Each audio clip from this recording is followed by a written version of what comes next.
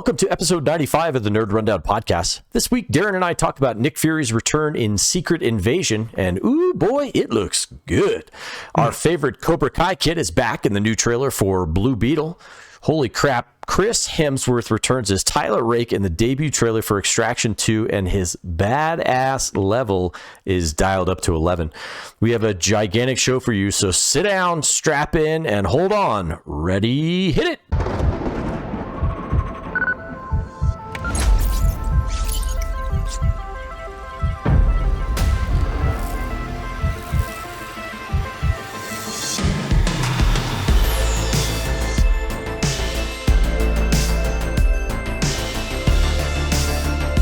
Hey nerds, welcome back to the Nerd Rundown podcast, where we cover the latest in the nerd world of movies, TV, and more. I'm Darren Stemple, and flying with me today is my co-pilot, Erik Hare.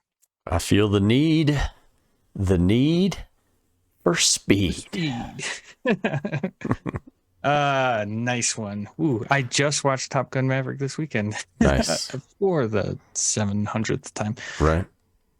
You can find us on our social media like Twitter, TikTok, Instagram, YouTube, all at the Nerd Rundown.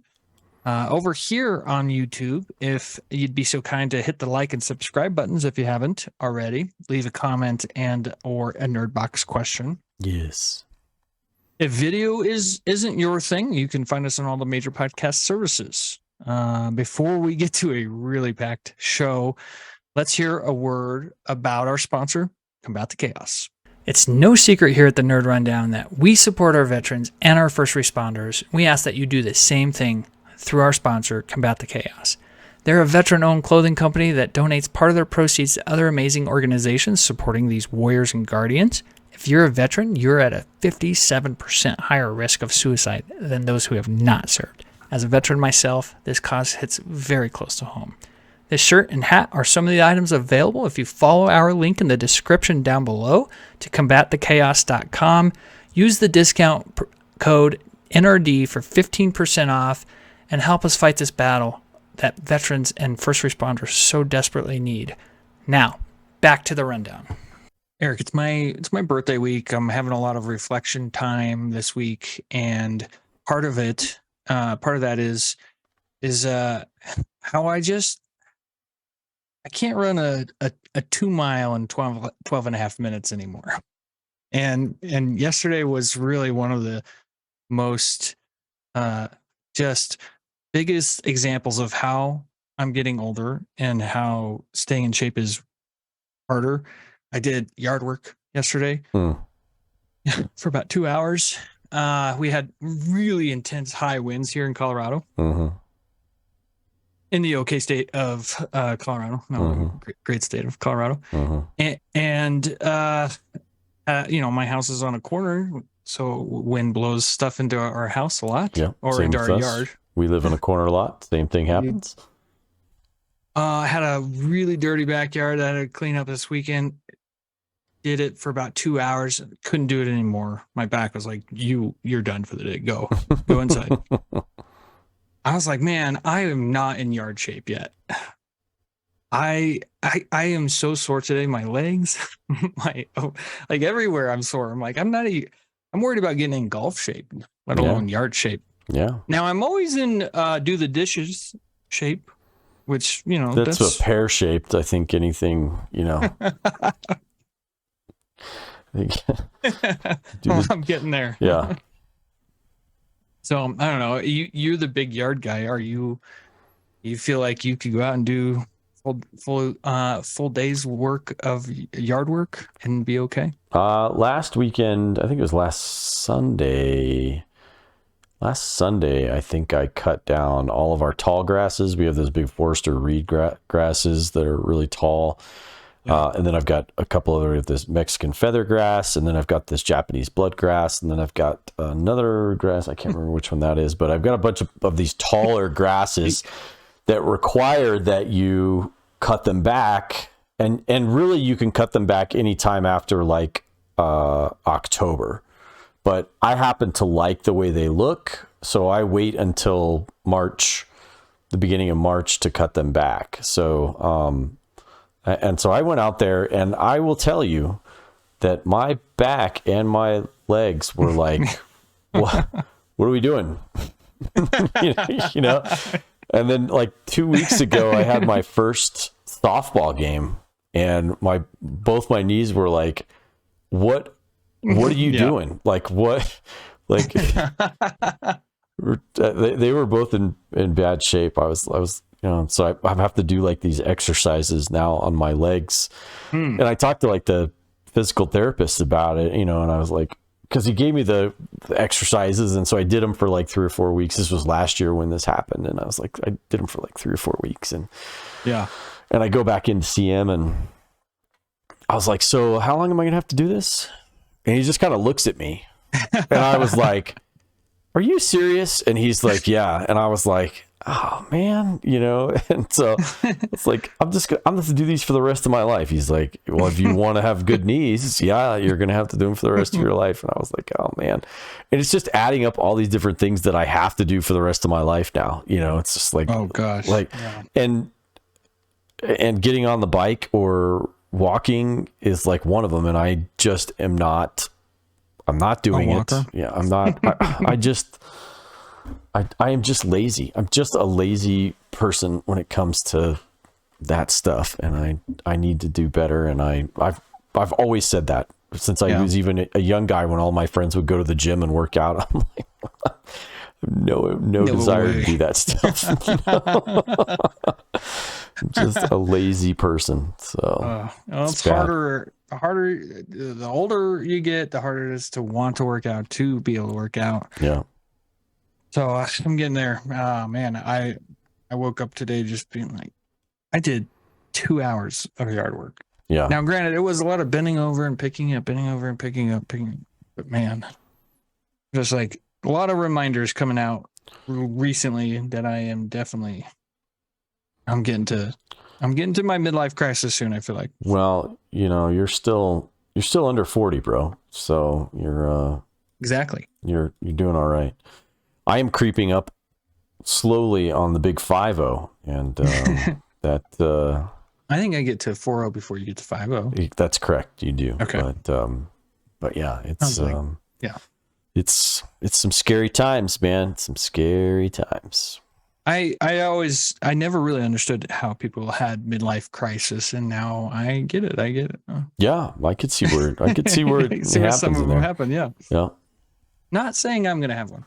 No. Hopefully yours is limited to like a sports car or something. That'd be sweet. So Porsche 911, please. Yeah. Well, let's get to a packed rundown. We got some amazing stuff that has come out. I do want to have a little preface to the rundown. Tomorrow, they are releasing a full trailer for Spider-Man Across the Spider-Verse. So we won't be covering that this week, even though that probably will be the big trailer for the week. Yeah. But as we record this on April 3rd, Monday, April 3rd. Right. They are releasing it April 4th, Tuesday. So stay tuned next week for our rundown on that. Yeah. All right. First up on the rundown. Yes. We just had the final 4 over the weekend, and so now we've got the final 4 of trailers for the week, because we've also got a pretty big trailer rundown. We do, yeah. Our trailer train. But first up on the big time trailer madness is the first official trailer for the Nick Fury led Disney Plus series. Trying to figure out all the buzzwords getting in there. Secret Invasion. Yeah. I knew this was coming. I was really looking forward to it. Trailer was amazing. That's the only opinion I'm going to give right now. I'm going to pass it to you, Eric. See what you thought of this trailer, and then I've got a question. After you give your rundown, I got a question for you. Yeah. I thought the same thing. I got done watching it and I was like, oh man, that looks just great. And I think we had talked about it a few weeks ago. It may have been a month or so ago, but we had talked about a few weeks ago of it being more of a spy or more of a clandestine type, word.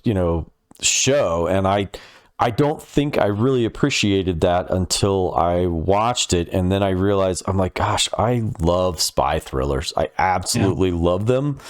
Huge soft spot for them. Like, yeah, I like the action stuff. That's always really cool, but man, love a good spy thriller. And this looks like a terrific spy thriller. It looks like it's got a ton of intrigue, some really big names, some really big faces in places that I did not expect. I mean, I knew Olivia Colman was going to be in it.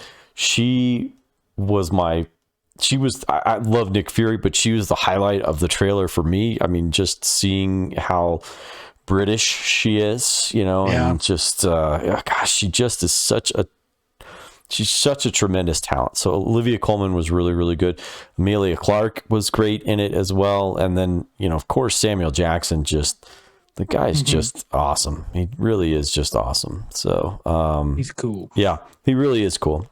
And Ben Mendelsohn, another one that's just, I never miss. I hate, and to his credit and to my shame, I guess, I just expect him to be amazing. And so when he is, I don't even really give him credit for it, because it's like, well, yeah, of course it's Ben Mendelsohn. Like, why wouldn't he be terrific? Like, it's just how he is. So he was really good also. But I really, really, this has moved high up on the list for me of shows.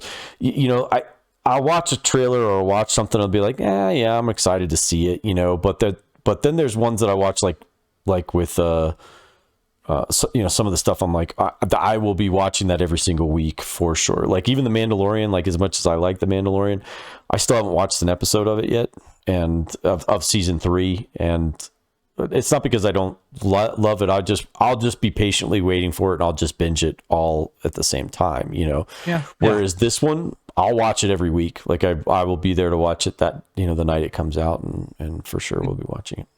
Good show for the recap, for the nerd rundown. Yeah, recap. I think you're probably right. Yep. Very excited. Oh, okay, so couple questions. Yep. Okay. Shoot. Whom do you think will be a Skrull? They have said it's going to be some big names. Yeah. I probably, it would not surprise me if Olivia Colman turns out to be a Skrull. Okay. Let me stop there for 1 second. So she's playing the head of MI13 or something like it's like the MI6 of the MCU. Yeah. Okay.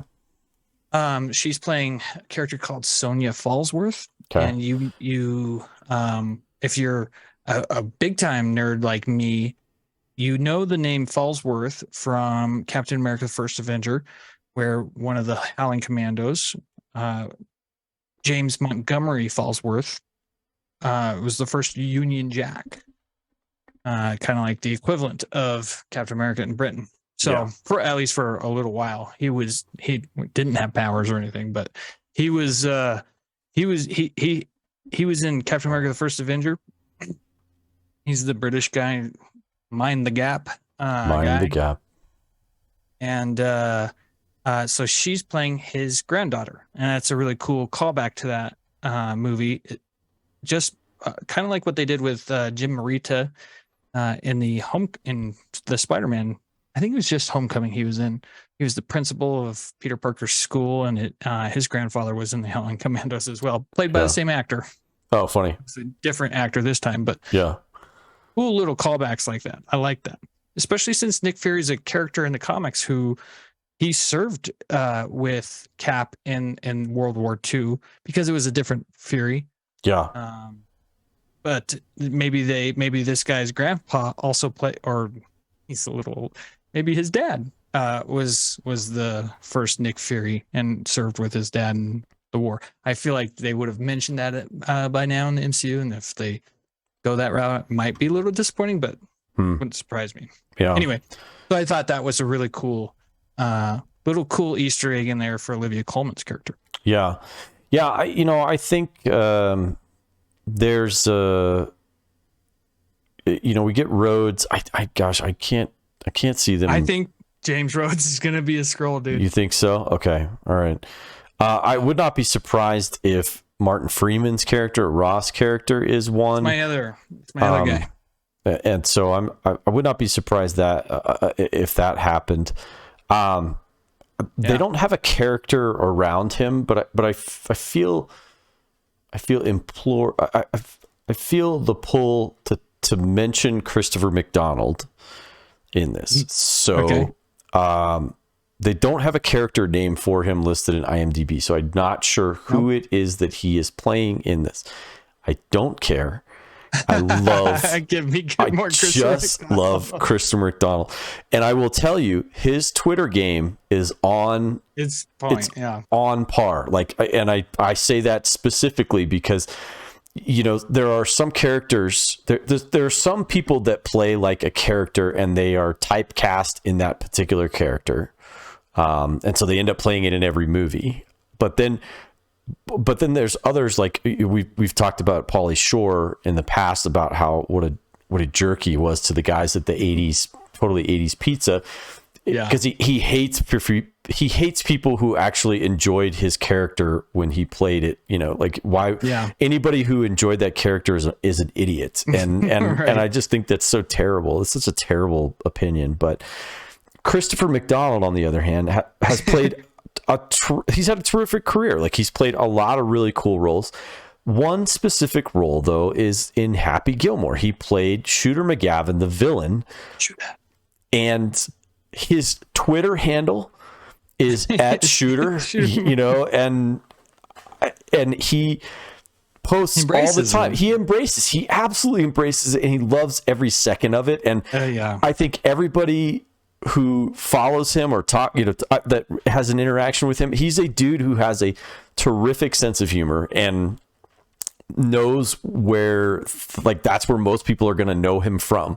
And he's fine with it. Like, he's embraced it. He's like, yeah, heck yeah, man, Shooter McGavin, that was me, and that was great, and like, he still gives Happy Gilmore, or he gives Adam Sandler a hard time all the time. Like, he's always posting trash talk to Adam Sandler. He is. He's always talking about his green jacket too. Yeah, his awesome green jacket. Yeah, it's anyhow. I was thrilled to see Christopher McDonald on the IMDb of that one, because I was like, oh my gosh, I absolutely adore that man, and I want to see more of him. So yeah, I am hoping. Ross is okay. If we lose Ross, I'm okay. If we lose Rhodes, though, I'm really won't lose him as a character. So here's some more like tie-ins to this. This is an important show, more important than if the Skrulls have you, like, you're most likely dead. Like, that's been, at least in Captain Marvel, the people they copied, I think we'll get the answer to what happens to the copies. Okay, all right. They don't die in the comics, but okay. This is going to be an important show moving forward, more so than I expected. For one, in this show, Dermot Mulroney plays President Ritson. No kidding. No kidding. And he looks, my God, he looks handsome with his gray hair.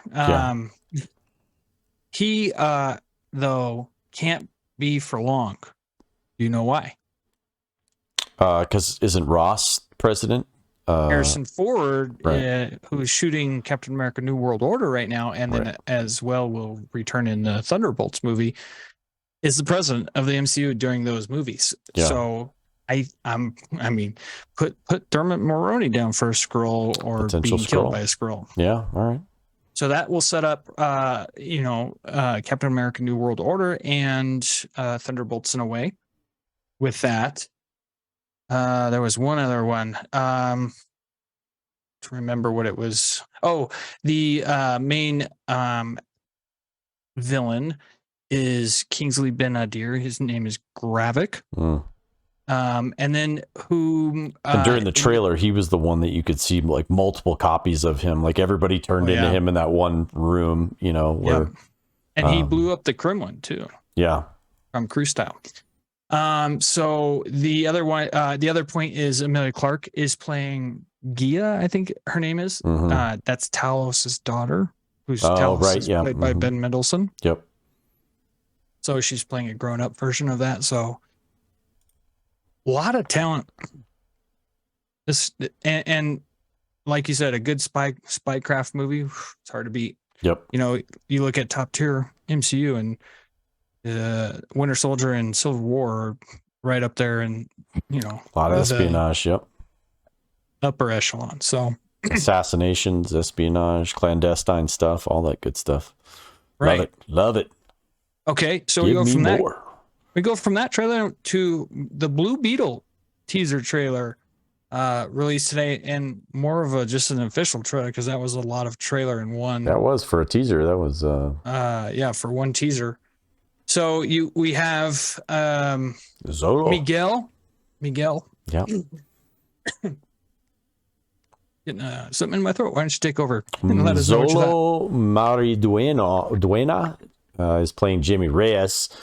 But yes, everyone who's watched Cobra Kai knows him as Miguel from that show. So terrific young actor. We've got George Lopez is in it. Susan Sarandon is in it. She looks like she's going to be playing the villain in this one, or at least maybe not the villain, but she's definitely going to play a challenge. Yeah, the antagonist to our hero. So right. So this is a DC comic one. You know, it looks like Zolo's running around a store or running around an office building, sees somebody that he knows. This girl hands him a package and tells him not to look in it. You know, don't think of a pink elephant. You know? So you know how that's going to go. So, Ray. Yeah, right, yeah, right. Yeah. So something from my childhood, something that couldn't harm us. Right. So he, of course, looks into it, and then the beetle kind of pops into him, and off you go. And it was very the trailer was very Iron Man-ish to me. Like, I felt like there was some Iron Man similarities in there, at least from the except kind of going up like a high initially, flying real high initially, and all that stuff, you know. So I don't know. I gotta wait. I gotta wait and see more from this before I'm gonna say yes or no, whether or not I'm down with this. So I get that. Excuse me. Sorry about my throat there. I thought it looked pretty good.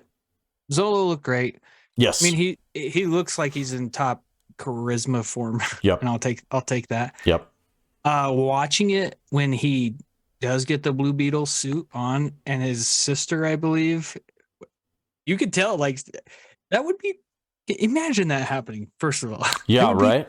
Terrifying. And it looks like it's like erasing her brother, you know? So yeah. It would be really scary. James Gunn, he tweeted about this movie several times today about how much fun it is. And I can see that. I can see that from the trailer. It looks like I can see that. I mean, just that opening sequence where he's like that first opening sequence in the trailer where he's standing there in front of this like mansion with this pool and all this stuff, and he I mean, the kid looks good. You talk about the charisma, you know, the kid looks smooth in that, you know, and then you hear a voice from behind him, and it's like, hey, are you going to clean that chair or what? You know? That was a good way to. It was terrific intro him, because it makes you think he's like a rich kid who's going to get superpowers, you know. Yeah. So that was great. I love a good underdog turns into, you know, much like Shazam. Yeah. It looks like it's in the vein of Shazam, and you know what? Good. Yeah. So. I enjoyed Shazam. I think and I'm nitpicking just a little bit, but I don't know if you noticed, like, the CGI looked pretty good on the suit in that first sequence where he first gets into the suit, and like I said, he kind of goes up into the air and stuff like that. But towards the end, it almost looked like it was another person in the suit. Like, it was almost like it was much smaller. Like, it looked like there was a smaller person inside the suit towards the very end of this teaser trailer. And I was like, I don't know. It comes just out in August. It still got some time to tidy it up. Yeah, I did like the bus sequence though. I thought that was pretty funny, where he's just like stands there in the middle. Yeah. People are just like, all freaked out. Yeah. That would also be terrifying. Terrifying. Yeah. Can you imagine living in a world of superheroes? Yeah. Oh, jeez. Yeah. All the time, I imagine it. All right. It'd be like it'd be like the Incredibles. It's like, I saved your life. No, you didn't. You ruined my death. It's like, we don't want you to help anymore, okay? But the bad guys are going to get away. It's like, look, you destroyed like 6 city blocks. Or I think it would be probably more like, and I haven't gone back to watch this movie in a while, but I've seen some clips from it here and there. But Will Smith's movie that he did, Hancock. Hancock, yeah. Yeah, and I kind of feel like maybe it would be kind of like that, where he's just like this like bum, or whatever. I don't know. Like that movie had it. It was very good first half. The first half of the movie was really good, and then the second half kind of went in a direction. Yeah, I was like, no thanks. Yeah. But next on the rundown, we have Guardians of the Galaxy Volume 3, 90-second ish final. It's a minute and a half. I'm good trailer. with it. Yeah, minute and a half. Yeah. Pretty new footage, but some mixed in there with some of the old trailer. We're not sure if this is the final trailer as it releases. Oh gosh, 1 month from today. Yeah, May 5th, I think. Is that 5/3, not 3/5. 5/3, yeah. Mm-hmm. So 5/3. So it is 5/3. So it is a month from today. Yep. But less than a month if you're listening to this. Yes. So final trailer there, but also the Volume 3 mixtape was released today. So we got to see what new songs James Gunn is very famous for, picking out a great soundtrack. Yes, sir. Yes, sir. And has some really, really good ones here. I just good stuff on the list. I had it up earlier and I closed it. I need to bring it back up. But what do you think of the trailer and the mixtape? Well, the mixtape, I haven't listened to it, but I was just kind of perusing through it. Heart's Crazy on You is a terrific one. That one's one of my favorites. I don't know if it's maybe it's one of the early ones, but the No Sleep Till Brooklyn, of course, by the Beastie Boys. Oh yeah. But yeah, there was some good stuff on this. Creep from Radiohead. That's just a classic song. So yeah, I haven't listened to the whole, I haven't played it cause I didn't really have some time, but I did peruse through it and it looks just terrific.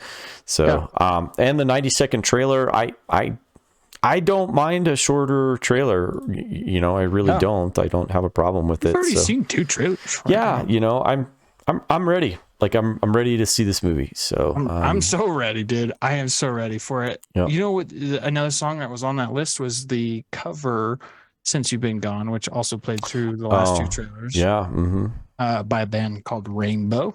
Yeah. Really cool cover. Also, Reasons. Yeah. Little Earth, Wind, and Fire. I think it's really funny that you get Flaming Lips. Yeah. Not that you get Flaming Lips. No. I know that's Flaming Lips. Yeah. That's a band on. There's like this theme among covers lately where they just slow every like classic song down or whatever, and kind of, I don't know. It's just they make it their own. They do, and I'm like, well, all right, you could. I like covers. I'm a big cover. Like I like good covers. A good cover. It's got to be good because there's a lot of bad ones. A lot of bad covers out there. Well, I just need to hear me sing Reasons just now to understand that. Well, what's the although I did enjoy the Dungeons and Dragons Whole Lot of Love cover that they did on that one, for the Dungeons and Dragons trailer. I thought that was pretty doggone good. So yeah. I mean, everything about the movie's been good. Yeah, So. So, Can't wait for that. as a matter of fact, I've got to get.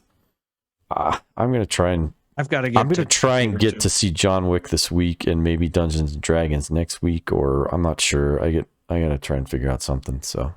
Yeah, I gotta figure it out too, because those two movies I have to watch. Yeah. Dad and I are trying to figure out John Wick, so yeah, hopefully we'll get to see that soon. Something else I'm really, really excited for is the sequel to Extraction, and next on the rundown we got the Extraction 2 trailer today as well. Like happy. This is like this is a prime time for me. This is like my happy time. Lots of trailer. I love trailers, and we got a big one today, and a lot of big ones today. But ending this trailer madness with Extraction 2, because basically the trailer is just madness. This movie is going to be insane. Yes, Chris Hemsworth looks phenomenal. Obviously, yes, yeah. What did you think? Well, I agree with you 100%. It's preposterous to begin with and they address it in the first like minute of the thing. They're like, you were clinically dead, which if you've watched the first Extraction, you're like, that dude's clinically dead, and if not, he has 1 billion diseases. Yes, right. Yeah, and I can't even imagine what kind of falling into that water like that. I'm sure they didn't say what he died from, but it could have been from the water. Yeah, right. So, like I said, that they even made a sequel was kind of preposterous, because at the end of it, it's like it's pretty clear that this was a one and done. But I think they underestimated how popular that movie was going to be and how much everybody was going to like it. And they're like, oh crap, we got to figure out a way to do this, and like, I could see you going back and maybe doing a prequel to it. You could have like what happened with this dude leading up to it or whatever, but instead they were like, we're just going to lean into it and, do what we got to do. He looks terrific. Chris Hemsworth, the whole sequence that they have filmed there, I thought was really cool, because it really doesn't show you a ton from the movie. The majority of the trailer is from, looks like one specific sequence, some sort of mob, or whatever that's kind of going on, mob rule type thing. Might be in a prison. It could look like a Prison Break or something. But he gets to show off. And it was cool how they did it, where the guy just smashes him with the head, and then you get this like all voiceover type thing, and you could see his like bell is rung, and he's trying to pull it all together, and then he does, and then he becomes like Rake, and you're like, oh crap. It reminds me of that scene from Infinity War, where it's like, you're all screwed now. Thor is coming. Thor is here. Couple things. The timing on that Molotov cocktail with what's going on in the scene, shooting that, you got to get the timing down. The Russo brothers produced this. They're on a freaking action roll right now. I think they just want to own the action genre right now, because they made The Gray Man, obviously all the Captain America movies. They produced Extraction 1. They've got an eye for action, for sure. And anything that they do catches my eye. So that end scene with the Terminator Gatling gun or whatever it's called. Oh my gosh. This movie, I cannot wait for. It comes out on Netflix in June. I forget what the date was. But is it June 6th? Secret Invasion's June 21st. Blue Beetle's August 18th. Mm-hmm. Guardians of the Galaxy Volume 3 is 5/3. 3/3. And then Extraction's in June as well. I forget what the actual day is, but be very excited when that comes out. I know Morgan's catching up on it tonight, so excited to see his feedback or reaction. Yeah, for sure. Moving on in the rundown, we have a Raven from Westeros. First up, Hot D is getting a second season, as we know, but it's now which come we've out known that- for a while. Yeah. which you've known for a while. Go watch the Nerd Rundown recaps. Really great job by us, if I may say so myself. Yeah, for sure. Breaking down each episode. But Hot D second season going to be 2 episodes short of what last season's 10 episode season was. Yeah. They want to save a very big battle for season 3. Now there's other battles that will happen in season 2, I promise you. Right. What do you think? I'm not upset about it, but we've had this discussion before. If you only have enough material to cover 6 or 8 episodes, I'm good with it. But they better be really great 6 episodes, or 8 episodes or whatever. I'll take 6 or 8 solid episodes of terrific storytelling and character development and some action. If you've got to do it, then we do it. I think The Last of Us is a perfect example of how they did it. They did it right, where it's like, hey, we got, there was going to be 10 episodes. It was going to be a 10 episode run, but they got through that first sequence and they're like, well, we just killed his daughter. And now we've just, we're going to end this episode on another kid dying. So why would anybody come back for the next, that's maybe not a Last of Us fan. Why would they come back for that? So they made the right decision. They extended the episode a little bit on that first episode and they ended right where they needed to. So yeah. I don't have a problem with only 6 or 8 episodes or whatever, as long as it's solid storytelling. And I don't think anybody else does either. Nobody else is going, oh, well, I'm not watching it because it's only an 8 episode run, like this is ridiculous. I can't live with these types of, limitations on me. If that's the way you're thinking about it, then forget about it. So no, I don't have a problem with it. How about you? Do you? I don't have a problem with it. However, I do see it from some people's perspective where they say, why are you saving the climactic it's not the climactic battle. It's the big battle. The big battle. It's a big battle. Why save that for season 3 when you can end season 2 with it? Are you afraid that there's not enough to go for season 3?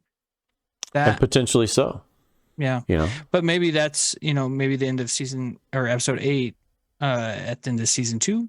That's, that's a good place. That could be a good place to cut it if I think they're going to cut it where they're going to cut it. Yeah. So, yeah. I don't know. We'll see. So there's that news, and then more prequel spinoff shows. Let me get that correct, because the Jon Snow's not a prequel show, so I shouldn't say they're all prequels. Right. But in essence of Hot D, House of the Dragon, it is a prequel, a series about Aegon Targaryen's conquest of the back then, not 7 kingdoms, but of Westeros. Oh, that's something that would be really, really awesome to see as he takes on Westeros with his 3 dragons and his sister wives. So I'd love to see that. What about you? Yeah, I'd love to see the Aegon, because right now we pretty much just get, we just have tales, we just have the written histories, I guess, and people talking about, hey, they did this and hey, they did that. But it'd be pretty neat to see how they come out. And I don't know if they even do it, but like you see kind of maybe the leftovers of Valyria, and why they had to leave. I think that'd be kind of cool to see why they had to leave, and then how dominant they are coming out of Valyria and into Westeros. And is it smooth sailing right out of the gate? Like, do they just dominate everybody, kind of like the Mongols, where they just they overwhelmed everybody that they saw, right. Like nobody, the speed and the skill that the Mongols had with their arrows and with their horseback, they overwhelmed everybody that they came in contact with. And Is that how it went for Aegon, where he just nobody had any answer for dragons, and they just rolled over everybody, Totally. So Exactly how it goes. So that would be pretty cool. I think Now, that'd be pretty cool. he did not conquer Dorne. So right. Well, but isn't Dorne far enough away to where they would know what was coming? No, that's not necessarily the point, or at least the reason why he couldn't conquer them. They're just very skilled warriors. They also have. It's basically like the United States, where nobody's invading the United States, right?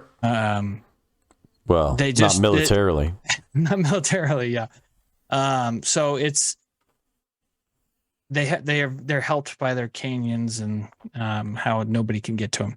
Now, I think even during Hati, they're the 6 kingdoms, not 7 kingdoms. But it's like Dorne does submit to the crown, and later on after Hati, I think it is. So anyway, it is for everything else, it's total domination. They get up to the north.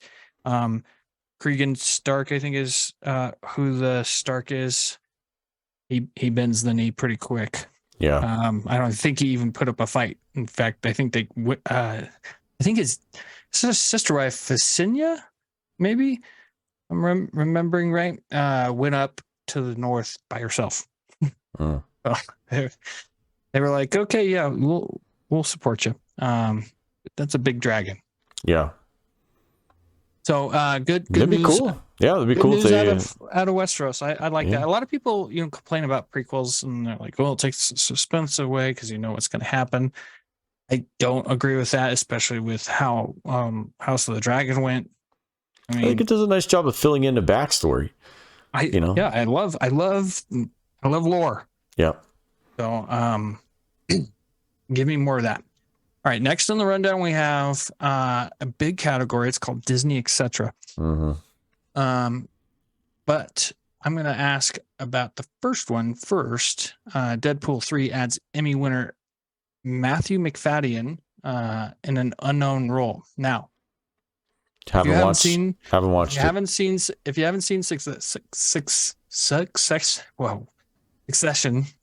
I don't know. 67 times I've been hit by lightning. Succession. Matthew McFadden, great actor. Yeah. He also, if you've watched The Last Kingdom on Netflix, he is Uhtred's dad, which is funny too. Or his Saxon dad. Anyway, this guy is a serious actor going into Deadpool 3. I'm very excited by that. I know you haven't seen Succession, so you probably don't have any feedback on that one. But how about on the next one? Ike Perlmutter is finally fired from Marvel Entertainment. Now, Ike is a bad dude. Ike was the old, he used to be the boss of Kevin Feige. And he's 80, by the way, just so everybody knows. He's 80 some years old. So. Yeah, do not feel bad for this guy. Yeah. One bit. He's a bad dude. So he's finally fired. Back in he was Kevin Feige's boss. I think Bob Iger got Kevin Feige out of Ike Perlmutter's shadow in 2016. Mm-hmm. 2015, 2016 timeframe. And before then, there was a lot of crazy decisions made by Ike, to include like he would at social events, he would order just bread for the party. Like potato chips. He would serve potato chips. Oh yeah, it was potato chips is what it was. Yeah. Yeah. To save on catering costs. Sure. Right. I mean, he had a committee that had to make the decisions for the movies. Now he was, in charge during the boom of these movies, so he deserves a little bit of credit. But he's done. So get your thoughts on that. But also before we get to that, Jeremy Renner, big update from him. So I want to hear your thoughts on that first, or on Ike and Junior. Well, with Ike going, I've got no opinion on that would be contrary to what you were saying. Like, I'm good riddance, see you later. It was part of the big Disney layoffs, but they laid off about 7,000 people, but if they just stopped with him, I would have been fine with that too. Right. So, but yeah, so I don't, I'm good with that. I heard, and the story I read, and one of the things was he had allegedly said, and again, this is secondhand stuff, that that no one would notice if Don Cheadle replaced Terrence Howard as War Machine, that's the big as one, Rhodey, and I was like, what a jerk, because Terrence Howard is just a terrific actor, and I don't know what he's like as a person to work with or anything like that. I don't know anything about that. But that's just a crappy thing to say, Terrence is a terrific actor, and so is Don Cheadle. So, whatever. Exactly. Yeah. Even before these movies. Yeah. I mean, they both had their acting chops are well known, prior to this and then afterwards. Okay. So the Renner thing, I even watched. I watched some of the interview with Renner, and it was tough. It was really tough to watch. Not as tough as what he went through. No, I mean, they rattled off all of the injuries that he had. He had 8 broken ribs. Each of the ribs was broken in multiple different places. 14 different places. Yeah, 14 different places, which I can't even imagine what that felt like. He had a 7-ton. Not fun. It was a 7-ton snow machine that ran over top of him, and he did it trying to save his nephew from being run over by it. So, I mean, you talk about, it's like, I couldn't watch the kid part of that interview. Yeah, they interviewed the kid. It was hard. Yeah, I mean, so with Renner though, it's like he's, of all the Avengers, him and probably ScarJo, they get the Black Widow, they get a little bit of crap because they really don't have any powers, if you will. Like everybody else on it has these powers, or is just exceptionally rich and really smart. But that's like real hero stuff, he literally was like did real hero stuff and saved his nephew and stuff. So probably thought he was gonna die. Yeah, and I he probably should have, from all those injuries, he probably should have. But that just goes to show you what kind of a fighter that dude is. He just is. Listen to this: right knee, right ankle broken, left ankle broken, right shoulder broken, face, eye socket, jaw broken, lung collapsed, and then the 8 ribs and broken in 14 different places. Said he was awake for he remembered everything about it. Yeah, crazy. I mean, so crazy. And this, he's got a new show on Disney Plus coming out called Renovations, and it's just him going and I don't know what they're renovating, but with Jeremy Renner is going to be an awesome show. It's going to be entertaining. Banana and I just got done, with season 2 of Mayor of Kingstown, and my gosh, I mean, he's so good in that show. Yeah, I haven't watched it, but put it on the list. Put it on the really list. Good. I think the most fascinating thing about the interview to me, and I know this sounds really, really weird, but he's wearing shorts in the interview. It's like, I mean, after all these injuries and all this different stuff to him, to his legs and to all this different stuff, he's sitting there wearing shorts, and it was just like no big deal. And I know he's set up, on there and they've got him in a chair and stuff like that. That's probably supporting him and everything. But they were saying, they asked him if he'll step back in front of the camera and do stunts again. And he said, absolutely. He said he'd be, I mean, it's going to be a while, but God bless him, man. That's just awesome. So there's a little video of him, the machine that helps him walk. It's really cool. Yeah. I mean, he's obviously rich and can afford to, be fixed, but he deserves it. I mean, that is... Well, he's putting in the work. There's no... crazy hero stuff. Yeah. There's no... there's no getting around that. He's got to do the work to get back. And from what I've seen, dude's doing the work. He's really doing the work, and it's inspiring to watch. It's inspiring to watch somebody have that much drive. I mean, he's not that being rich or anything like that. He wasn't always rich, and so I think he's got that attitude. I imagine that probably comes from his parents or whatever, and he's just got that drive and that attitude to just go.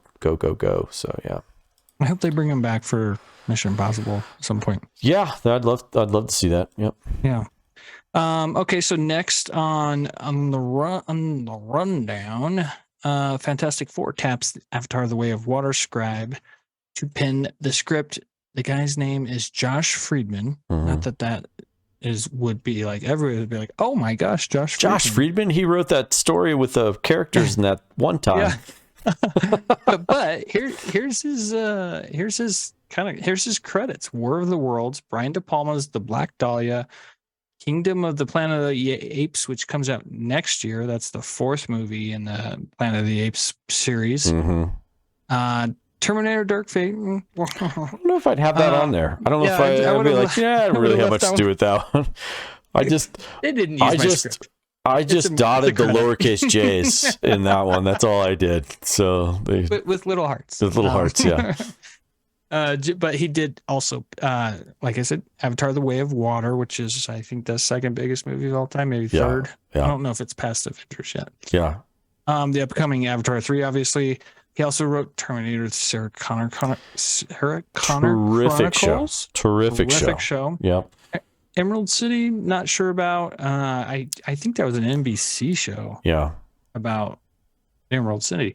Snowpiercer, which was a really great movie with Chris Evans first. Yeah. Well, it's a book first, and then adapted to movie. God, Tilda Swinton. Oh my Lord. And then for the small screen, adapted to the small screen.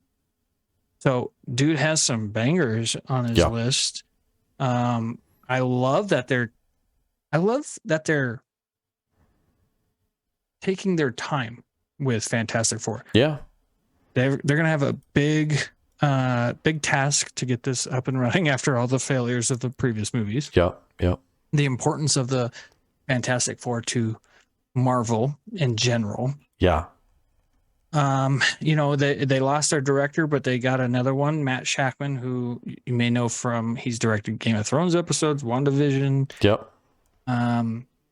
They're taking their time, and now they got a pretty good writer on the movie. So what do you think? He's definitely got the bona fides. So I don't know. We'll see how he does.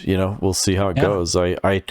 I've watched enough of the behind the scenes stuff to know that writers come and go, on these types of things. So if he's pinning the original script on it, I'm sure they'll bring in other people to kind of revise some stuff here and there, and just like they do. But he's clearly got a good grasp of good storytelling, because there's a lot of stuff in his in this stable of on his resume that you can be like, hey, that's all pretty good stuff, man. So I'm looking forward to seeing.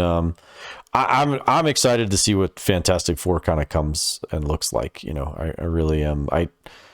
The previous iterations have not been good, so the bar's set pretty low. You don't really have to, So we'll see. It needs to be good. It could bring down the house if it doesn't. Yeah. So, interesting point there about bringing in writers. Marvel's been doing this where they bring people in and sign them to a contract, and or Disney brings them in, they sign them to a contract. We talked about Mustache Man that wrote Movie of the Year last year, and Loki. Why can't I think of his name? Podcast brain. Michael Waldron. They sign these guys to these overall contracts. Another guy they did that with, Ryan Coogler, who directed the first two wrote and directed the first two Black Panther movies. Yep. He's developing an X-Files reboot. Yeah. What I heard. This is a show I've always thought I should go back and watch, because I didn't like it growing up. I couldn't connect to it. probably just being my age. So I didn't really have an affinity for it. Oh yeah. And so as I've gotten older, I've been like, man, I should go back and watch this show. Is that a show that you caught when you were younger? Oh yes, yeah. I was a big X-Files fan all the way up until probably when Mulder left the show. When David Duchovny left the show, I didn't stick around, and so I wasn't much into the later years of it. But the first, gosh, I don't know, probably 4 or 5 seasons I watched. I watched it every night or every week when it came out. I was there, and I loved the format because you had like a serial TV show where you had the main characters and there was this interwoven plot that kind of went through all of the episodes for the most part, here and there. But usually you would get 2 or 3, 4, maybe 4 episodes a season where they would drop the serial portion of it and they would just go with like a monster of the week type. And that was some of their best storytelling that they would do, is they would have like these just monster of the week thing where they show up and they do this. One of them, one of my favorites is the one with Peter Boyle from he played a lot of movies. Yeah, for pretty much. He played he played Frankenstein's monster in Mel Brooks's what was it, Frankenstein? We just talked about it. Yeah, I know. We just talked about it. But anyhow, was it Young Einstein? Is that what it is? Young Einstein or no? What is Young it? Frankenstein? Young Frankenstein. Yeah. So I can't remember what the name of the movie. But anyhow, Peter Boyle's so terrific because he can he knows how you're gonna die, and like he doesn't know when, he just knows like how you're gonna die. And so in a conversation with Mulder, he's like, man, he says, he kind of mutters under his breath, he says, I didn't really know what autoerotic asphyxiation was until I came across you. And Mulder's like, what? So anyhow, it's pretty funny. Does he give it away how she dies? No, it's the Mulder. He's talking to David Duchovny's character, and he basically foretells that David Duchovny's character Mulder is going to die by autoerotic asphyxiation. Yeah. Okay. But anyhow, is that how she dies? Does she die in that way or no? Who? Mulder? Yeah. Mulder's a guy. Yeah. See, that's how little I know about this show. And he's the main character of the show, so no, he's still. That's David Duchovny's character, Mulder. I mean, he's talking to. Gillian Anderson. I just want. Gillian Anderson. That's Scully. Every character. Yeah, Scully. Oh, okay. That's Scully. Okay. And another Monster of the Week episode that they did, and this was actually in like their 10th or 11th, it was like 11th or 12th season, and they stopped doing the show for a really long time, and then they tried to bring it back a couple years ago, and it was not good. It was past its prime, but they did have one episode where they brought in Reese, what's his name? Reese from New Zealand. And he played this monster that was slowly becoming human. He was a monster. He was like an alien. I actually remember that. And he bumps into a human being. And like when he touches the human being, he then starts to change into the human being, and it's terrible for him. He's like, this is the worst thing ever, because he's being converted into from what he was into a human being, and it's just, oh my gosh, Rhys Darby is just one of the funniest. Rhys Darby, he's just one of the funniest dudes out there. So great episode. But so if Coogler's doing it, I love Coogler stuff. Coogler's not just the Wakanda stuff, but the first Creed movie. He did the first two Creed movies. He did those. So I trust he'll put something good together. And I don't think you take on a property like the X-Files lightly. I think if he's going to do something like that, he's going to put a lot of effort and a lot of thought into making that what it needs to be. So I One of the biggest shows of the 90s. oh yeah, it was huge. It was huge. Huge. Yep. Huge. Very excited for that. That was a 20th Century Fox property Yeah. that now Disney owns. So Yep. that's how. Speaking of big things in the 90s, next on the rundown, we have a Street Fighter movie in the works from Legendary Entertainment, who has a pretty good history on stuff like this. Also, maybe possibly a TV show. Is Street Fighter a franchise that deserves this much? It's one of the most recognizable games of all time. Are you going to do better than Jean-Claude Van Damme's version of Street Fighter? Most likely, yeah. So, I'd say that was a pretty terrible movie. So this one, walk through it and still be better. I think people are starting to drink a little bit of the Kool-Aid on the video game stuff. They're like, hey, we need to, and I think people forget like how difficult it is. There's been a few that have been able to pull it off recently, but I think a lot of people forget how difficult it is to turn a video game into a movie and have it be decent. So, totally. We all thought that the Mortal Kombat one was going to be good. The trailer was good, but the movie was not all that great. So, I mean, it was good on action. It didn't have a story. It was well, that's the thing is it doesn't have a story. I mean, the Street Fighter stuff you could put together ways to make your guys fight each other, but it's not. It's not a story. It could play out like Assassins in the John Wick universe kind of deal, where it's just like you definitely always have these badass fighters you can run into from time to time. Yep. But Legendary does have a successful track record for adaptations. Dune just won 6 Oscars. It had its MonsterVerse there for a while. It did Detective Pikachu and Enola Holmes, 2 very good movies. So at least Legendary has a bit of a track record to go on for adaptations. Mm-hmm. They don't miss much, Legendary. We'll see.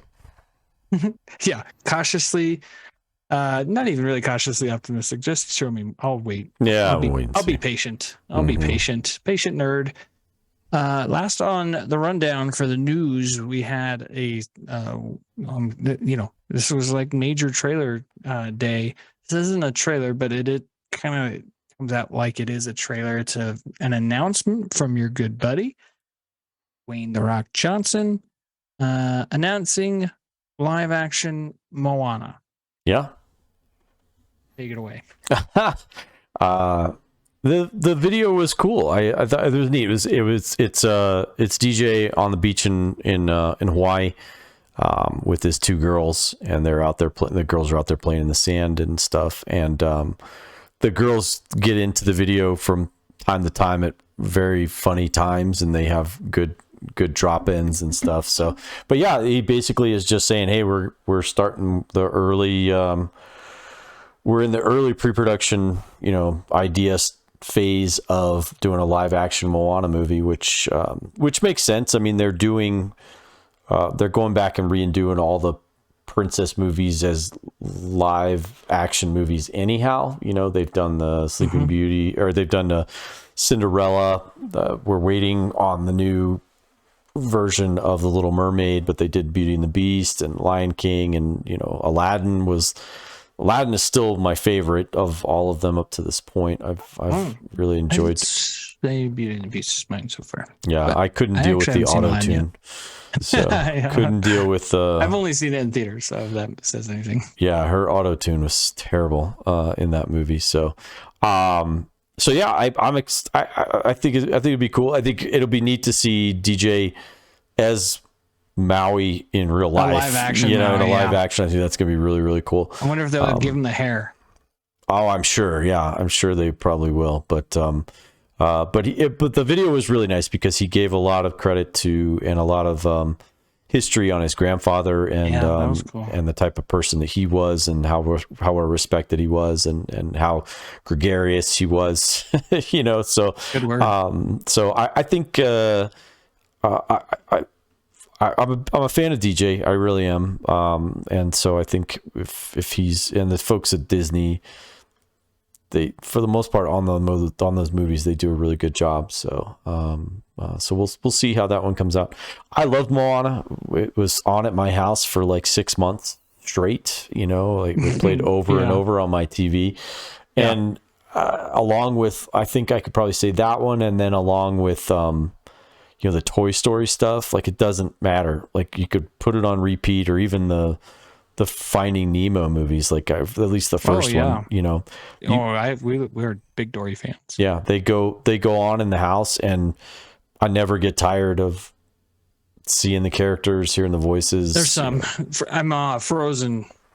I get to my limits on that. A little done sometimes. on that one, I get. Yeah. So. I got 2 girls to get through on that one. Yeah.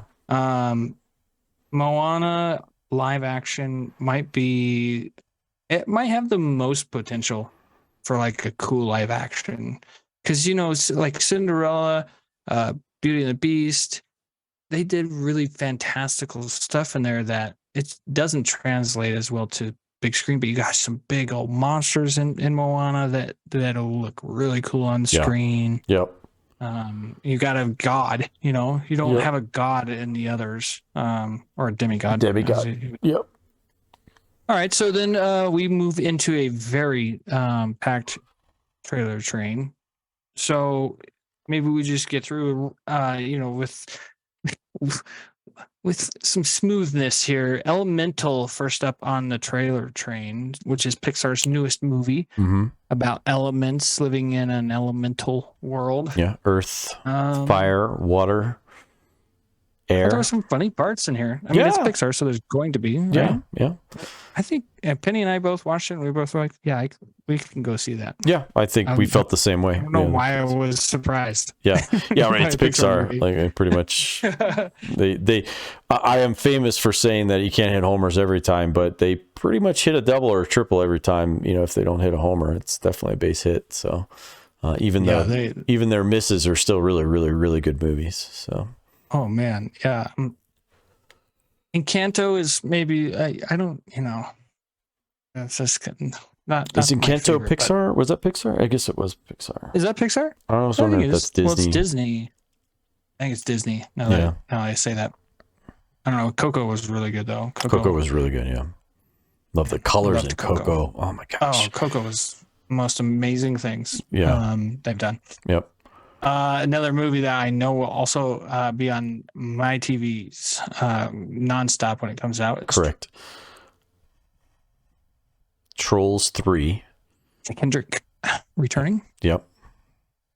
Oh man, Penny went through a Trolls 2 kick. Yeah. I was like, I'm done with this one. Yep. Trolls 3 band together. That's I liked it. I thought the trailer looked good too, but I'm Anna Kendrick makes me laugh every single time, and big JT fan. JT, of course, is in it, and then the rest of the voice cast is all really, really good as well. So, there was a couple in there. I was like, "Who is that voice?" I need to go look up the IMDb on it.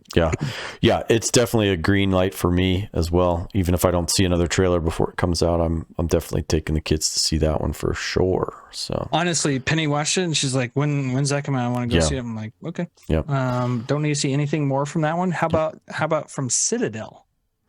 We got the first teaser, a couple of, I feel like it was pretty recently, within the last month, and now we're getting an official trailer pretty quick. And this is a show. This is an Amazon Prime show starring Richard Madden, also known as Robb Stark. Robb Stark. And Priyanka Chopra. Jonas, I should say. Yeah.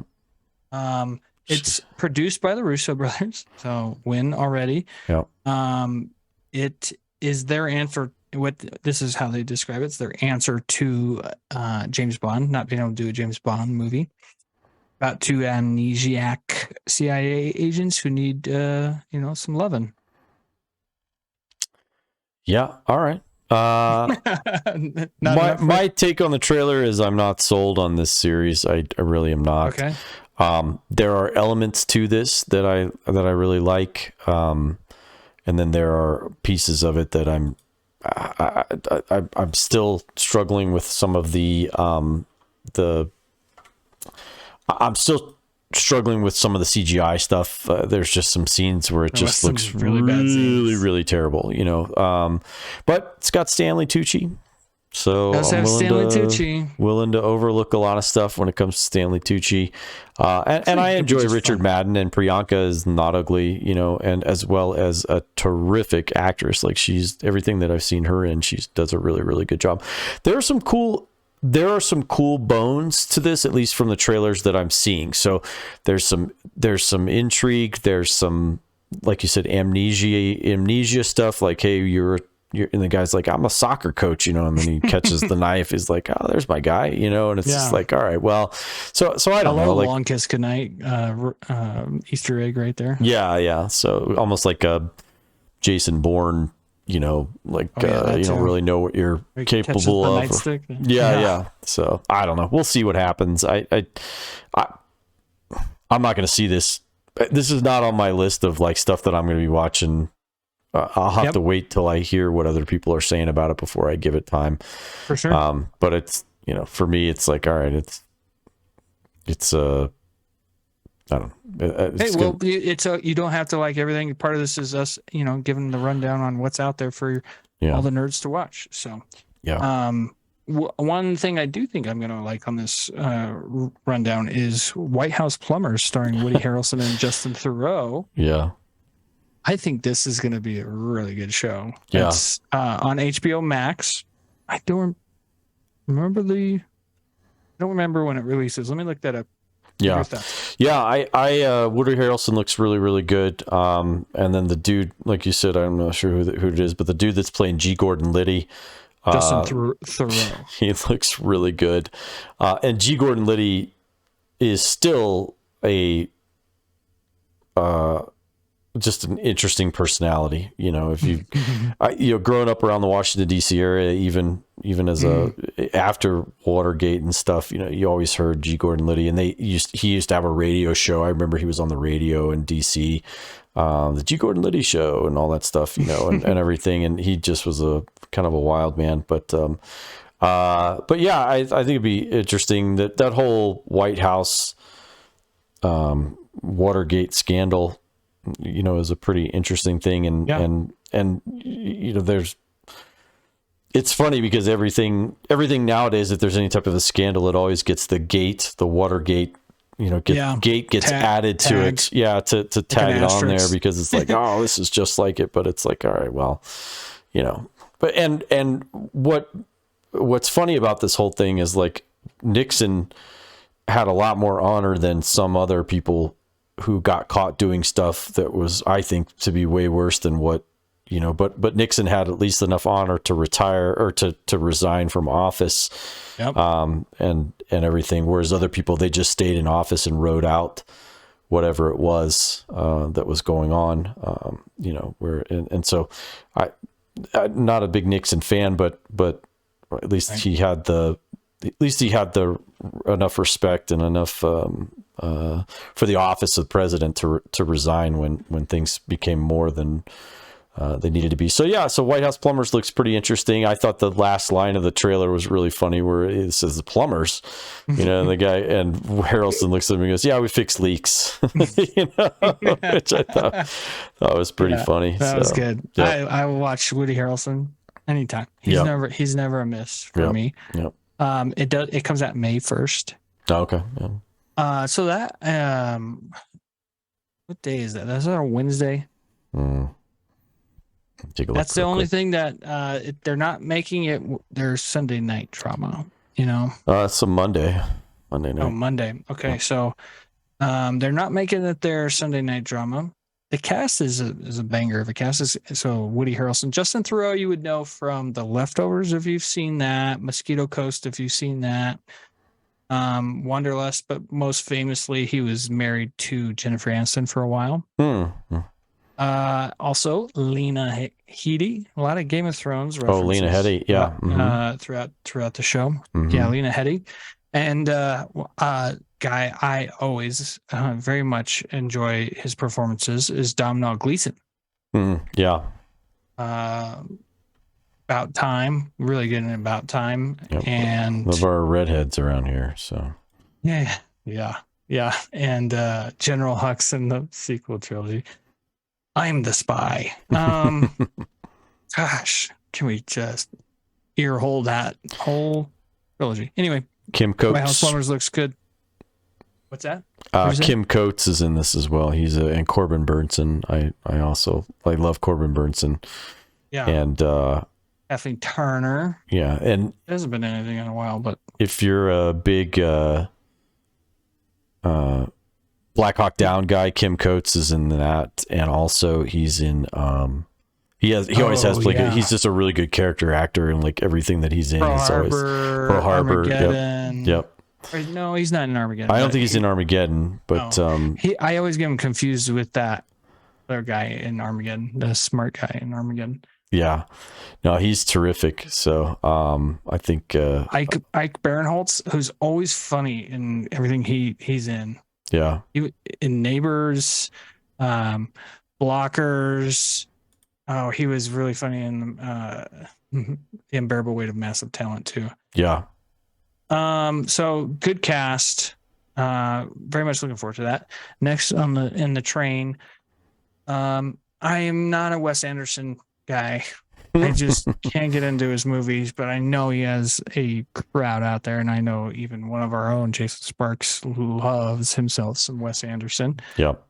However, this first of all, this cast could get me to watch this. It could get my butt in a seat. And then the actual movie didn't look, I mean, it still looked very Wes Anderson-y, but yeah, a little better than I expected.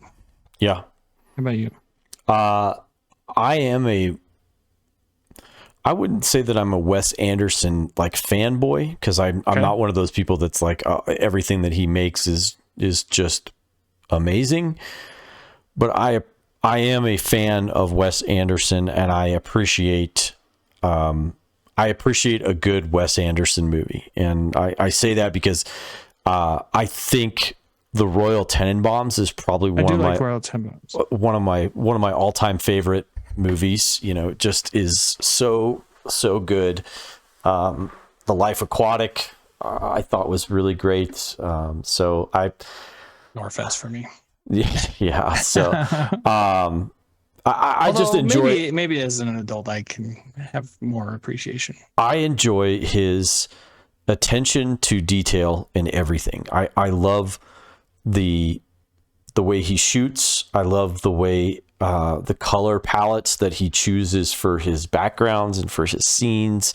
Everything is crafted. It's all meticulous and it's all crafted perfectly, and everything is always so clean. And everything that he does, it's also very clean. And so I laughed out loud during a lot of this trailer, and I definitely am looking forward to seeing this one. So, I thought the whole topless comment, and like all that stuff, it was really, really funny. So, but yeah, I think it looks really good. So the cast is incredible. Go watch this trailer. It's easy to find on YouTube, Asteroid City. Yep. An interesting get by Wes Anderson with Tom Hanks. Yeah. I think it's been a while since Tom did I don't think Tom's ever done a movie like this. Wes Anderson, yeah, for sure. Like a Wes Anderson type movie. So I think for him it was like, for sure. I'll do that. And I think what did I say on the chat? Like because I think I sent the link to this one to everybody. I was like, and I was like, and it's cast. I think everybody in Hollywood is in it. Like I remember seeing the cast of like the list of like cast, and I was like, I think all of Hollywood is in this movie, because it did seem like it, like literally everybody. So much. I shouldn't say literally, but it did. You don't even have Margot Robbie for a second in this trailer. Yeah. Like that's how big it is. Yeah. So you get Jason Schwartzman, of course. Yeah. Tom Hanks, Bryan Cranston, Tilda Swinton, who I mentioned earlier because of her performance in Snowpiercer. She was Tilda Swinton, There it just is. pure acting brilliance. Like Yeah. she's just a tremendous talent. Edward Norton, Adrian Brody, Rupert Adrian Friend. Brody. Yep. Yeah. Everybody Rupert Friend loves from Homeland. Homeland. The Yep. assassin guy in Yep. Homeland. And then also, if you another video game adaptation that's Yeah. actually not terrible. Oh, It's not great, but it's the worth it. Hitman movie. yeah. Steve Carell, Matt Dillon, Margot Robbie, William Dafoe, Scarlett Johansson, Jeff Goldblum. Yeah. Yeah, Jeff Goldblum didn't make it into the trailer. He never either. made it in the trailer. Yeah. I mean, how good is that? Right. Or I mean, just here's Margot Robbie's face for 1 second. It sells. Like people are. That's how big that cast is. So it's crazy. Yep. Last on the Train is a Ben Affleck movie. He did not direct this, but he is starring. Yeah, because he didn't direct it because a really great director directed. Wait, I was just trying to think who is it? It's Robert Rodriguez. Oh yes, okay. Yeah. Is this? I was like, it says it in the beginning, like second frame of the trailer. Yeah. I was like, so yeah, Robert Rodriguez directing.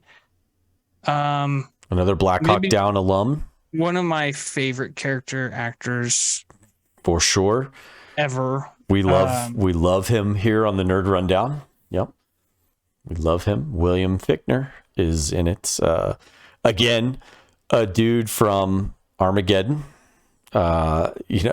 He's So good in that movie. God, he's so good in that movie. it's him. Yeah. Anyhow, it's Captain America here. Anyhow. Yeah. So what did you think of this trailer? The nuclear. Yes. And he's so good. He's so good in Black Hawk Down too. He's so good in Black. I love him in Black Hawk Down. I love how he stands up for Eric Bana. This trailer was, given Ben Affleck and given William Fichtner, who also had a really great cameo in The Dark Knight and the bank scene. Yeah, that's true. Yeah, and a great little evil guy in the beginning of Pearl Harbor. Anyway, I could talk about William Fichtner all day long, but he looks creepy as hell in this. But this trailer didn't sell me on this movie. I know, and I want to like this movie. Like I want to like what I was like William Fichtner. Yeah, exactly. And Ben Affleck. I'm like okay. I like Alice Braga. I think she's a good actress, and I think I wish I've seen her in some really good stuff because she's in Queen of the South is a really good TV show. Yeah, and she was really good. It's not a great movie, but she was really good in Predators with Adrian Brody in that one. Mm-hmm. She was really, really good in that one, and I think she was in wasn't she in the Will Smith zombie movie? I Am Legend. I Am Legend. I think she was in that, wasn't she? No, maybe not. I don't know. She ran her own TV show. There's like 4 or 5 seasons of Queen of the South that it was on USA or FX. For 4 or 5 seasons, and we've started it. It's a really good show. It's one of those where if you're like in between shows, it's good to have. But yeah, she's really good. She was in I Am Legend. She is in I Am Legend. Yeah, she was the one that was taking care of the boy. I said I'd never watch a movie again after the dog died. So. Oh yeah, that's hard. Spoiler. Yeah. I know you're probably like, yes. I don't know. Like I think I'm willing to give Hypnotic the benefit of the doubt because of the cast, because of Robert Rodriguez, because Robert Rodriguez does not cut the trailer, and so sometimes the trailers, they're cut by somebody else, and maybe they don't really tell, maybe the people who cut the trailer don't really understand what the movie's about, or whatever. So I don't know. I'm willing to give this one the benefit of the doubt until I see more we get another trailer before it releases. I think another trailer would help, and a better cut trailer for sure. A better cut, yeah. And this one's not too far off. We're only about 6 weeks out. This one comes out May 12th. So, but is very intriguing. There seems to be some sort of control, like hypnotic control that at least the William Fichtner character is able to control people it's almost by like the power of suggestion. Like the Purple Man in Jessica Jones, who was a creepy bad guy. Yeah. Because that would suck. Yeah. If there was a villain out there who could do that. So yeah. What's the wasn't there a hero in that Heroes show? Wasn't there somebody that could do like suggestion or whatever, or like anyhow, I can't remember, but yeah, it looks, I'm willing to give it the benefit of the doubt. We'll see what happens. So, are you thinking of Sylar? I think it's Sylar. Yeah, I think that's who I was thinking of. So because he had taken over somebody else who had a power that was like, he could learn your. Well, if he could ate learn you, your superpower. Was it if he ate you? Yeah. Oh man, he ate your brain. That first season. Yeah. That first season, he was so good. Yeah. And then they drove him into the ground. Yep. Heroes.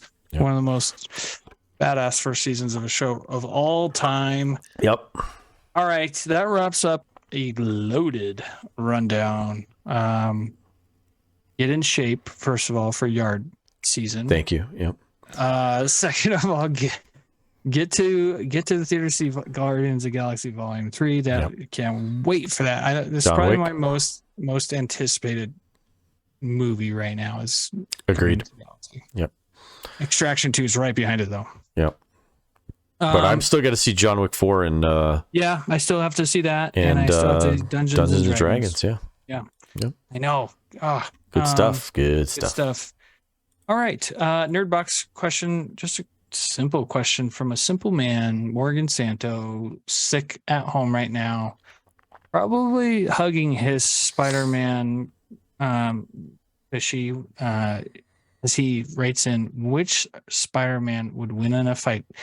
May have talked about this before on the show, but he's sick at home and he's got his sniffles, and so we want to make sure we give him some love. He says, which Spider-Man would win in a fight, Tobey, Andrew, or Holland? So Tobey Maguire from the Sam Raimi ones, Andrew Garfield from the Amazing Spider-Man movies, and then obviously the current Spider-Man, Tom Holland.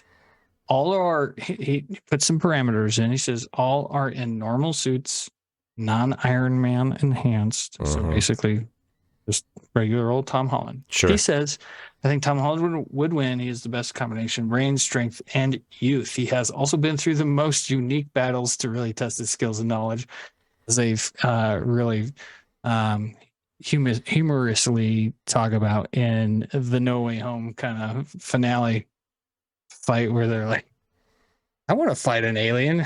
Yeah. So Andrew Garfield up to that point had not fought an alien. I don't know. I think it's pretty easy for me. I think Tobey Maguire would win in a fight. He just feels like he's been tested the most. Some of the people he's fought have been way. Oh, Tom Holland survived Thanos. Well, kind of. I don't know. You got a different answer than Morgan? Definitely different than Morgan, of course, because his answer is wrong. So that's just the default. I think I would probably go with maybe the darker horse of the three in Andrew Garfield. Just because he does fight.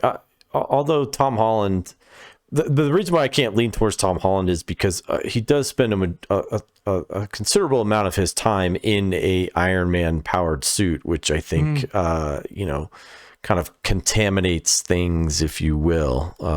So that being said, I do like Tobey Maguire, but I think I'm going to go with Andrew Garfield just because I feel like the lizard villain, I can't think of his name right now, but the lizard, yeah, the lizard, and I can't Dr. think of the Connors, actor. Yeah, Dr. Connors. Yeah, I can. Rhys Ifans. Yep. And then Electro.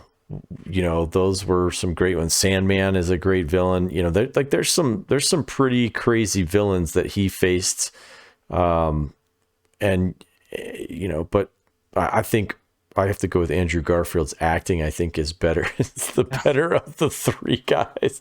Although Tom Holland's a good actor, I will give him. I will give him a lot of credit for that. But Andrew Garfield is definitely a better actor. But if you're talking like first Spider-Man movies, I gotta say that first Tobey Maguire Spider-Man movie is a pretty great. I think the second one is the best one. Origin story.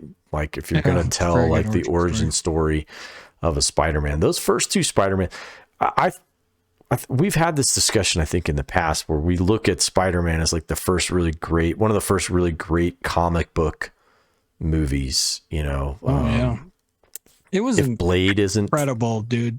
Yeah. Those Spider-Man movies were unreal because we hadn't got much. We had never gotten a live action Spider-Man before. Yeah. And it was just incredible to see Spidey swinging through the city. Yeah. As a Spider-Man nerd, man, I love me some Spider-Man.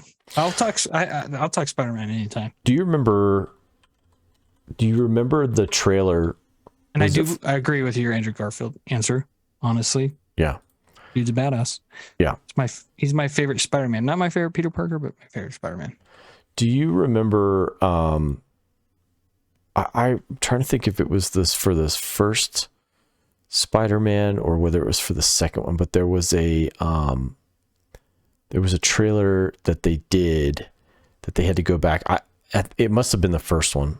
It was the first one where they had to remove the Twin Towers because he had caught a helicopter in his spider, like they'd stolen stuff, and the towers had come down, and so they had to redo that. I remember that trailer, and I was like, "Oh man, that's terrible." I think it was a couple.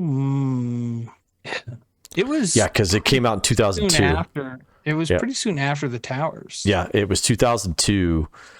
Right, that's when the movie premiered. But right, the first trailer I think was like November or December of 2001, so like right after 9/11. Well, I think it was the trailer was before. I'd have to go back and look at it. I think there's a wiki. 9/11. Yeah. Well, no, I think the trailer was before 9/11, and then they had to go back afterwards and maybe delete it out or something. It never aired. I mean, there's. Oh, it never did? Okay. It never aired. I love good trivia stuff like this. You know, I know it's really driving me crazy. Oh, so it aired December. Oh no, that Google. You almost made me lie on air. I don't know. It was released April 29th, 2002 was the release date of the movie. But I'm trying to see if I can find. You know he's gonna find this, and it has probably already found it. Meg, while she's listening. She'll have it in the comments below. She'll figure. Yeah. It. So. Yeah. Meg, comment below. But if nothing else, remember that. If nothing else, the casting of J.K. Simmons as J. Jonah Jameson is the greatest casting of all time. Like that's. Like, it's why you bring him back into the MCU before anybody else. Absolutely. You're like, that guy is cast as that for the rest of his existence. Like, it doesn't even matter. And he loves it too, which is great. I love that he loves it so much. Yeah. So, yeah, I mean, listen, Spider-Man 4 is coming soon in the next few years. I'm sure we'll hear some more about that later this year. Yep. Cannot wait to see where the Tom Holland Spider-Man story goes from here because of the way No Way Home set him up to be the Spider-Man we've all been waiting for with Tom Holland. Oh my gosh, I can't wait. Yep. Oh, all right, my friend. Well, good show. I really, really am excited for a lot of stuff. I cannot wait for Extraction 2 and Guardians of the Galaxy. We already talked about this, but Secret Invasion as well. Yeah, some exciting stuff. I mean, I'm pretty excited for Blue Beetle. Actually, I don't know if I'll see that in theaters, but as soon as I can, unless I see more in it, it blows me away. I'm excited for it, but I don't know if I'm as excited as it's not a babysitter. Get a babysitter movie. Yep. Anyway, we've got we've only got the rundown this week for y'all, but soon enough we're going to be having presents come back, as we've got some stuff coming up for that. I'm really excited about. Like you said, Secret Invasion for recaps. If we can get something else in between then, that'd be good too. But we got a lot of great stuff coming up on the show. Yep. Stay tuned. Stay tuned for that. And again, thanks, buddy. Yeah, Make thank sure you. you're in yard shape. That's the Got to get that yard shape happening. It's I'm going to go rest my body now because I've been walking. It's usually when you're sore and you just every movement hurts. I got to go do some physical therapy on my legs so I can get my knees to stop yelling at me. So angry knees, knees. Yeah. Well, with that being said, Eric and everybody else, we'll see you all next week on the Nerd Rundown. See ya. Bye.